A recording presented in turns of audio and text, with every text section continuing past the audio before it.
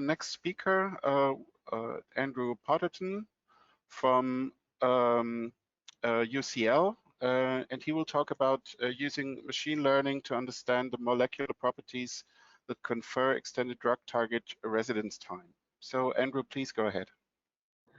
Hi, thanks. I hope everyone can hear me. So I'm going to talk about work I'm currently doing on trying to develop a machine learning method that utilizes properties gained from molecular dynamics simulations to predict residence time. So what is residence time? Well, residence time is the duration of binding at a given protein target. And first of all, it's distinct from equilibrium binding affinity. You can see in the plot on your screen that the GPCR ligand examples, there is quite a weak correlation between the two terms, residence time and binding affinity. Especially if you look at the nanomolar binding region highlighted by the grey boxes, great variability in residence time values for strong binders. But great, residence time is distinct from equilibrium binding affinity. Why is it important for drug discovery? Well, in many examples, particularly in GPCR examples, in vivo efficacy has been shown to be more correlated with residence time than binding affinity. So because of this, several reviews have suggested that we should optimize residence time in the hit lead and lead optimization phases of drug discovery. But in order to do that, one requires computational tools that can predict residence time. So as I said, most of these tools I'm developing have been applied to ligands of GP protein coupled receptors. Just a bit of biology on those. They all share a 7 transhelical membrane structure, so they have a quite conserved structure. The differences are in the sequence and in the lengths of the loops connecting those transmembrane helices. So these are regions what give the specificity of binding. They're huge drug targets. Many of the biggest top-selling marketed drugs target GPCRs. They're continuing to be in clinical trials a big hitter, and small molecule drugs are still the top area of research in GPCRs. Because GPCRs sit in so many different signaling pathways, it's unsurprising that they're the target of so many different therapeutic targets with so many different drugs areas. Yes. So to do a machine learning method, you need data. Unfortunately, there was no publicly available kinetic binding data. So I had to scrape this myself. So I took from many different publications over 500 entries for GPCR ligand binding data. These all constitute in this database, or mainly constitute the same assay, so there's less error in different types of experiments. And this is just because of the nature of GPCR. So a common other technique of determining kinetic values or residence time would be SPR, but this isn't really suitable for G protein coupled receptors. So you have to use radioligand kinetic binding data assay. Sorry. So what does this database contain? It contains, first of all, the K-on and K-off rates, which you can then use to calculate residence time. I also calculate temperature-corrected residence time value, so taking into account the temperature of the experiments that were performed at and using Arrhenius's equation to do some sort of conversion. Also included is equilibrium binding affinity data when available, so KD or KI values. And then I inputted the 2D structures of each of the ligands as smile strings. And then finally, from the Campbell database, I acquired clinical trials data just as a small insight into whether in this database, whether I can see a correlation between drugs with long residence time and what stage of clinical trials they progress to.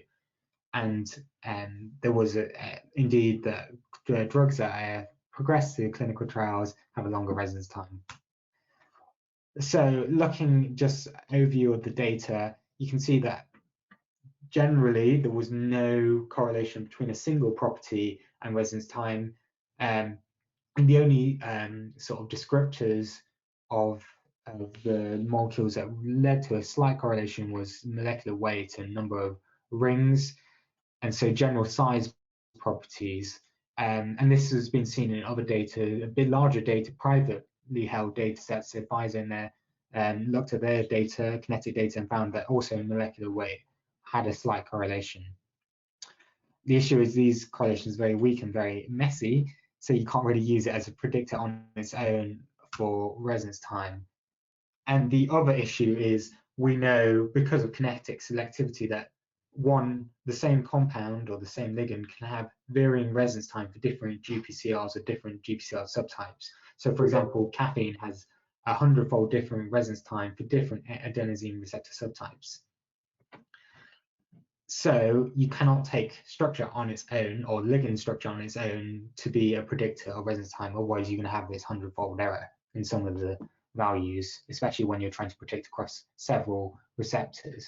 So I need to generate properties of the compounds in their receptors. So I decided to use MD, but I was sure not going to do this myself manually for 300 ligands for G protein coupled receptors. That would have been very time consuming. So I decided to create an automated pipeline that can take the smart string of a ligand and the crystal structure of the associated receptor and then do all the necessary steps to parameterize, set up the system and carry out the MD. So we use FabSim to carry out and automate the upload and submission of the jobs.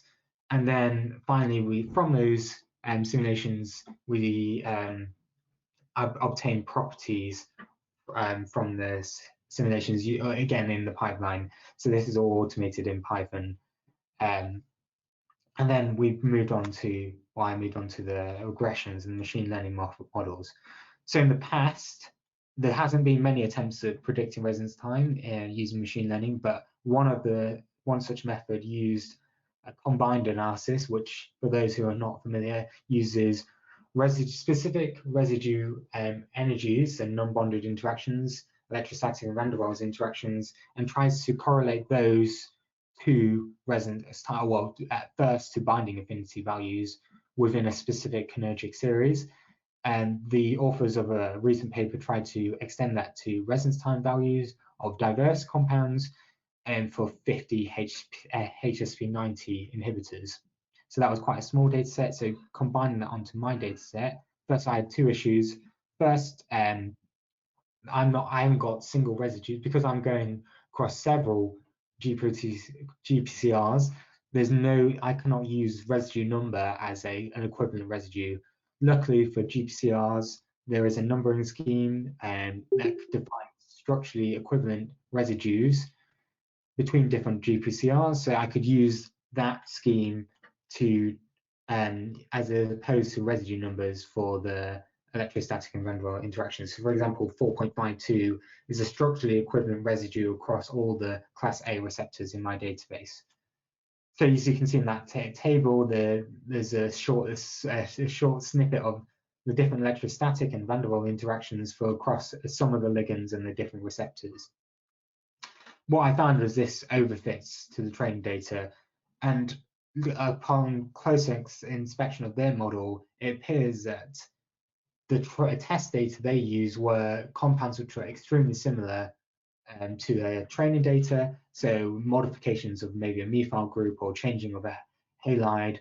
And so basically it predicted the same sort of value as the training data, which then predicted a similar residence time value, which is not really, it's more of a classification issue than a prediction of residence time.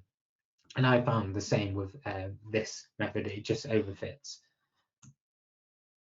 So instead of using those specific residue energies, I decided to use a combination of molecular properties, so standard ligand molecular weight, number of hydrogen bond donor atoms, etc., and the non-bonded interaction between the ligand and water. So why did I use them which I generated from MD, why did I use this non-bonded solvation energy? Because from a previous study I did with steer molecular dynamics, I found that the change in solvation energy was a good predictor of residence time for a single G protein coupled receptor subtype. So I decided to include this in my model and found that it works pretty well compared to other methods, and it doesn't overfit as badly as the combined analysis. So you can see from relative importance that molecular weight and size and hydrophobicity, as well as the solvation energy, seem to be important factors in the model. I should say I used a gradient boosting regressor model, and although I investigated different machine learning techniques, I found this to be the best and the one that overfitted the least. And what I did with the training test split, which because I noted that was important in the HSP90 data, was I did 20% test data, but I did 100 different random training test splits.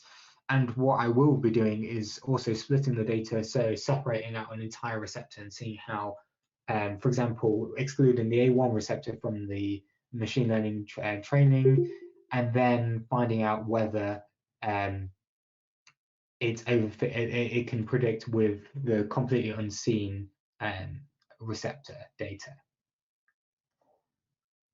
So what I want to talk about next is what I'm going to do next. I want to add more features to see if that can improve the RMSE, the accuracy of the model. At the moment, it's around half a log unit in residence time in minutes. So hopefully this adding more features from the MD can bring this down. So two of those features that I want to add are the flexibility of the binding site, use the RMSD within those MD simulations, and then flexibility of the loop over the binding site, which is this ECL2. And those have been noted experimentally to increase residence times. When you have a larger amount of flexibility, you have shorter residence time. So it has a chemical basis as well as the water solvation interaction. And then finally, I want to add sparse matrices of experimental data so that binding affinity data, Ki values, where available, and see how much this improves prediction scores. Of course, I would expect it to have improved the prediction because there was this weak correlation between the two, 0.35 R squared at the beginning. So I want to see if you have a given Ki value for a known compound, how does that prediction of residence time improve? And with that, I'd like to thank all my supervisors and my industrial supervisor. And if you have any questions that you can't ask here or discussion, please email me. And thank you for your attention. Thank you, Andrew.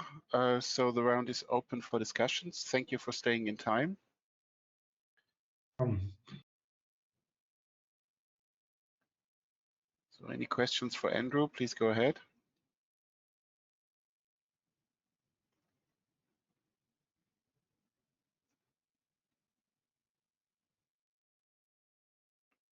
So I got a question, Andrew. So when you calculate the residence time, have you tried presenting the network also non-binding molecules and see if it would predict low residence time or non-binding? Can you add that to the test set, or do you just have the binders in your training and test data? So at the moment, you're right, there's only binders in the data set. I guess within the protocol at the moment, the only way that non-binders are screened out is that in the docking and the MD stages, if one ligand was unable to dock right, you couldn't get the change in solvation energy, so you might presume that it doesn't bind right. And similarly, with you could observe or have some metric from the MD that gives an indication that this is a non-binder. But currently, no, all the training data is for binders.